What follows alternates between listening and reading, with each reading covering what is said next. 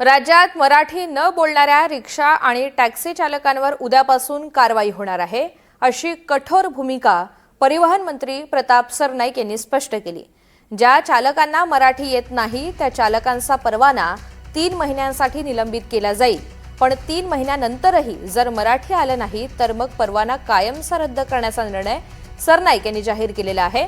मात्र कुणाच्या रोजीरोटीवर गदा आणण्याची इच्छा नाही, पण चालकांची मगरुरी सहन केली जाणार नाही, असं स्पष्ट मत त्यांनी आज व्यक्त केलं।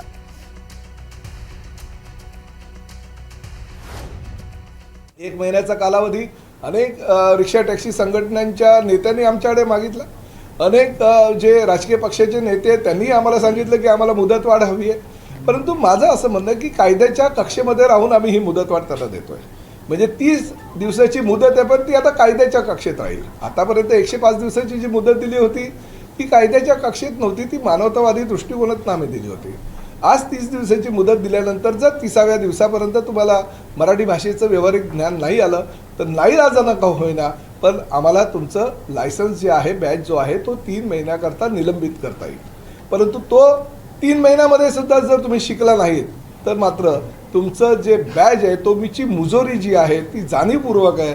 मराठी भाषेचा तुम्ही द्वेष करता, महाराष्ट्रामध्ये मराठी संस्कृतीचा तुम्ही द्वेष करता असं समजून पूर्णतः तुमचं लायसन्स आणि बॅच रद्द करण्याचे अधिकार आम्ही आरटीओच्या अधिकाऱ्यांना आता दिलेले आहे। या सगळ्या संदर्भात मुंबईच्या वांद्रे रेल्वे स्थानकाबाहेरून आढावा घेतलेला आहे आमचे प्रतिनिधी अक्षय कुडकिलवार यांनी। मुंबईतील वांद्रे पूर्व रेल्वे स्थानक परिसरामध्ये आपण आहोत आणि या ठिकाणी जर आपण बघितलं तर मोठ्या संख्येनं रिक्षा या ठिकाणी देखील असतात। बीकेसी परिसर असेल, कुर्ला परिसरामध्ये जाणाऱ्या, मात्र या ठिकाणी देखील आरटीओच्या माध्यमातून आज कुठल्याही प्रकारची मराठी भाषेची तपासणी केली जात नाही आहे।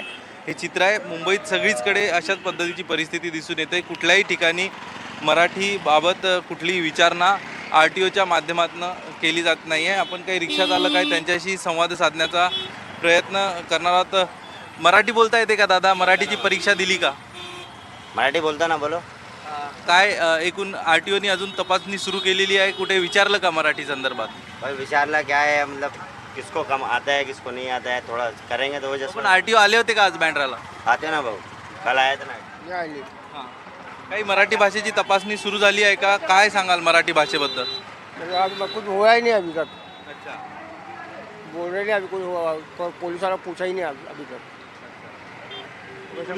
कुणी आलं होतं आरटीओ मधनं? नहीं नहीं आगे। आपण बघतो रिक्षा चालक स्वतःच सांगतायत। तू शिकली का मराठी भाषा? तुम्ही शिकलात का? थोड़ा थोड़ा सीखला, मराठी पूरा सीखला नहीं, हमारे वो सिखाने वाला है नहीं। पण आता आजपासून आरटीओ कारवाई करणार होते, कोणी आलं इकडे? कार्रवाई करना आना, बाकी उसके बाद में कुछ नहीं, कार्रवाई तो होणार उसके बाद। पण कोणी आलं का इकडे कारवाई करायला आज बँड्राला? अभी तक लगे कोई नहीं आला। आपण बघतोय कुणी अजून तरी कारवाई करण्यासाठी आलं नाही। दादा, मराठी संदर्भात काय? आपल्याला मराठी बोलायला। अच्छा, मराठी आहात तुम्ही? दादा अच्छा, आजपासून कारवाई आरटीओ करणार होते, कोणी आलं इकडे कारवाई करायला? कोणी नाही आलं, कोणी नाही आलं। अच्छा, मी आता काढलो, दुसरी राऊंड मारतोय। अच्छा, कोणी आलंय आरटीओचं सकाळपासून मराठी बघायला? नहीं आया, नहीं आज आरटीओ नहीं आला। काय सांगाल, मराठी येते का तुम्हाला बोलायला? थोड़ा थोड़ा तो चांगलं आहे। अच्छा, तर आता आरटीओ कारवाई करणार आहे आजपासून, कळतंय असं? कोणी करताय? कुठे कुठे कारवाई सुरू झाली का मुंबईत? नाही कुठे कुठे नाही झालं।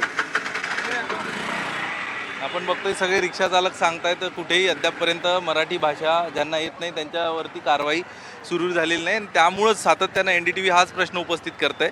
1 मेला पहिली मुदतवाढ देण्यात आली होती, 1 मेला मराठी सक्ती करण्यात आली होती जवळपास। त्यानंतर आपण जर बघितलं तर 1 मे नंतर 15 ऑगस्टपर्यंतची मुदतवाढ देण्यात आली होती। जवळपास 2.5 ते 3 महिन्याची ही मुदतवाढ दिल्यानंतरही अनेक रिक्षा चालक आहे जे मराठी नीट बोलत नाही आणि त्यानंतर देखील अजूनपर्यंत कारवाईची मोड ऑफ ॲक्शन ठरत नाही, कारवाई कशा पद्धतीने करायचं हे देखील या ठिकाणी ठरत नाही। त्यामुळं खरंच या सरकारला आणि परिवहन विभागाला मराठीची सक्ती करायची आहे की या मराठी सक्तीचा स्टंट आणि त्यावरनं राजकारण करायचं आहे, हा प्रश्न एनडीटीव्ही उपस्थित करत आहे। कॅमेरा पर्सन प्रतीक जाधवसह अक्षय कुडकेलवार, एनडीटीव्ही मराठी, मुंबई।